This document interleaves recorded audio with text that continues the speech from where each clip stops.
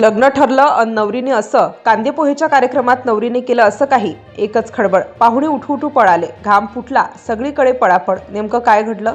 नवरदेवाच्या डोळ्यात देखत असं काय झालं की सगळ्यांच्याच पायाखालची जमीन सरकली आणि ज्यासाठी सगळे जमले होते तोच क्षण कसा ठरला आयुष्यभर लक्षात राहणारा धक्का.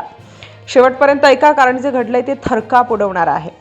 नाशिक जिल्ह्यातील नांदगाव तालुक्यातील बांधगावचा तरुण शेतकरी अविनाश चांगदेव कवडे. साधं कुटुंब, शेतीवर उदरनिर्वाह आणि घरच्यांची एकच इच्छा, मुलांचं लग्न व्हावं, योग्य मुलगी मिळावी म्हणून प्रयत्न सुरू होते.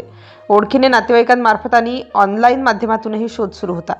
याच दरम्यान मध्यस्थांमार्फत घाटंजी तालुक्यातील चोरंबा येथील सिमरन गौतम पाटील हिचं स्थळ समोर आलं. घरची परिस्थिती बेताची, मुलगी साधी आहे, लग्न करायचं आहे अशी माहिती देण्यात आली. सुरुवातीपासूनच एक अट ठेवण्यात आली. लग्नाचा सर्व खर्च मुलांकडच्यांनी करायचा. अविनाश कवडे आणि त्याच्या कुटुंबियांनी विचार केला. मुलगी पाहू, बोलणी करू, सगळं ठरलं तर पुढचं ठरवू आणि अखेर 10 फेब्रुवारी 2026 रोजी हा दिवस ठरला. अविनाश कवडे चोरंबा येथे पोहोचले. वातावरण साधं होतं. घरात काही जण बसले होते. बोलणं सुरू झालं. सुरुवातीला सगळं सुरळीत दिसत होतं, पण थोड्याच वेळात वातावरणात तणाव जाणवू लागला. लग्न पक्क करायचं असेल तर आधी काही रक्कम द्यावी लागेल असा दबाव टाकण्यात आला. रक्कम छोटी नव्हती, थेट मोठ्या पैशांची मागणी केली. बोलणी चालू असतानाच पैशांवरच भर दिला जात होता. लग्नाची तारीख, सोहळा, पुढची तयारी यापेक्षा आधी पैसे द्या असा आग्रह वाढत गेला. अविनाश कवडे यांच्यावर मानसिक दबाव आणला जाऊ लागला. शेवटी विश्वास ठेवून अविनाश कवडे यांनी 2,50,000 रुपये दिले. लग्न ठरणार, आयुष्याचा नवा टप्पा सुरू होणार या विश्वासाने त्यांनी ती रक्कम आरोपीच्या हाती दिली. पैसे हातात पडताच सिमरन गौतम पाटील, तिची आई आशा पाटील आणि भाऊ करण पाटील यांनी अचानक उठून पोहे आणायला जातो असा बहाणा केला. कांदे पोह्याच्या कार्यक्रमाचा तोच क्षण आणि पुढच्याच क्षणी सगळं बदललं. ते तिघे स्कूटीवर बसले आणि निघून गेले.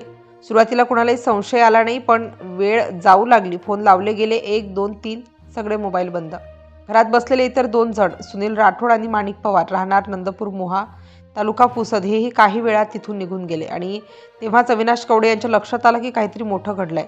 लग्न ठरण्याआधीच पैसे गेले, मुलगी गायब, कुटुंब गायब, फोन बंद आणि अविनाश कवडे पूर्णपणे एकटे. त्यांना स्पष्ट जाणवलं ही सरळ फसवणूक आहे.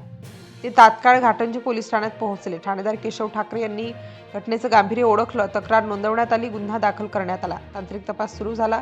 मोबाईल लोकेशन, संपर्क, आधीचे व्यवहार सगळं तपासलं जाऊ लागलं. काही धागेदोरे मिळाले आणि तपासाची दिशा स्पष्ट झाली. पोलिसांनी मुख्य आरोपी सिमरन गौतम पाटील, तिची आई आशा पाटील, भाऊ करण पाटील, सर्व राहणार चोरंबा, तसेच त्यांचे सहकारी सुनील राठोड व माणिक पवार, राहणार नंदपूर मोहा, तालुका पुसद यांना अटक केली. आरोपीविरुद्ध भारतीय न्याय संहिता कलम 318, 4, 316, 2 व 3(5) अन्वये गुन्हा दाखल करण्यात आला. चौकशीत आणखी धक्कादायक बाबी समोर आल्या. मुख्य आरोपी सिमरन गौतम पाटील हिचा गुन्हेगारी इतिहास असल्याचं उघड झालं. काही महिन्यांपूर्वी एका शेतकऱ्याला सार्वजनिक ठिकाणी मारहाण करून त्याची दुचाकी हिसकावून नेण्याच्या प्रकरणात ती आणि तिचा भाऊ आरोपी होते. या घटनेनंतर संबंधित शेतकऱ्याने 14 जून 2025 रोजी आत्महत्या केली होती. या प्रकरणात सिमरन पाटील कारागृहात होती आणि नुकतीच जामिनावर बाहेर आली होती.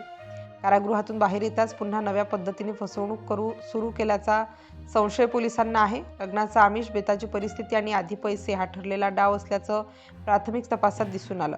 यवतमाळच्या घाटंजी पोलिसांनी या आंतरजिल्हा टोळीचा पर्दाफाश केलाय. नाशिक जिल्ह्यातील अविनाश चांगदेव कवडे यांची 2,50,000 रुपयांची फसवणूक झाल्याचं स्पष्ट झालं आहे. आता पोलीस तपासत आहेत की या टोळीने महाराष्ट्रासह इतर राज्यातही अशाच प्रकारे फसवणूक केली आहे का, आणखी कोणी बळी आहेत का याचा शोध घेतला जात आहे. कांदे पोह्यांच्या कार्यक्रमाच्या नावाखाली सुरू असलेला हा डाव अखेर पोलिसांनी उघड केला. लग्नाचं स्वप्न दाखवून पैसे उकळणारी ही टोळी सध्या पोलिसांच्या ताब्यात आहे. आणि म्हणूनच लग्न ठरलं, नवरीने असं केलं की पाहुणे पळाले. कारण नवरीच नव्हती तर हा होता एक आखलेला कट. नाशिकच्या अविनाश चांगदेव कवडे यांची 2,50,000 रुपयांची फसवणूक करणाऱ्या सिमरन गौतम पाटील, आशा पाटील, करण पाटील, सुनील राठोड आणि माणिक पवार या आरोपींना घाटंजी पोलिसांनी अटक केली आहे. खरी घटना, खरं ठिकाण, खरी नावे आणि एक मोठा धडा.